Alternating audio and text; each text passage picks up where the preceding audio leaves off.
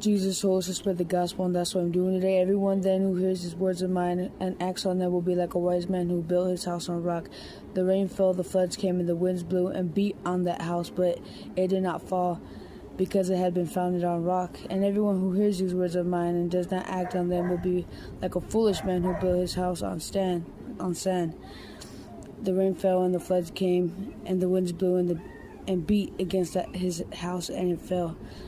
And great was its fall. Now when Jesus had finished saying these words, the crowds were astonished at his teaching, for he had taught them as one having authority and not as their scribes.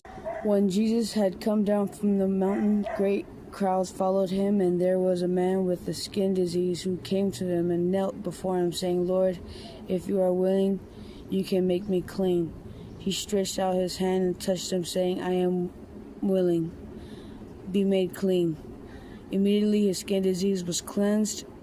Then Jesus said to them, "See that you say nothing to anyone, but go show yourself to the priest and offer the gift that Moses commanded as testimony to them." When he entered Capernaum, a centurion came to him, appealing to him and saying, "Lord, my servant is lying at home, paralyzed in terrible distress." And he said to him, "I will come and cure him." The centurion said, "Lord, I am not worthy to have you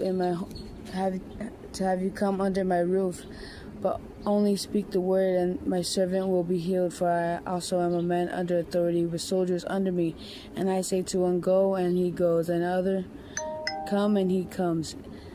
And to my slave, 'Do this,' and the slave does it." When Jesus heard him, he was amazed and said to those who followed him, "Truly I tell you, in no one in Israel I have found such faith. I tell you, many will come from east and west and will take the places at the banquet with Abraham and Isaac and Jacob in the kingdom of heaven, while the heirs of the kingdom will be thrown into the outer darkness, where there will be weeping and gnashing of teeth."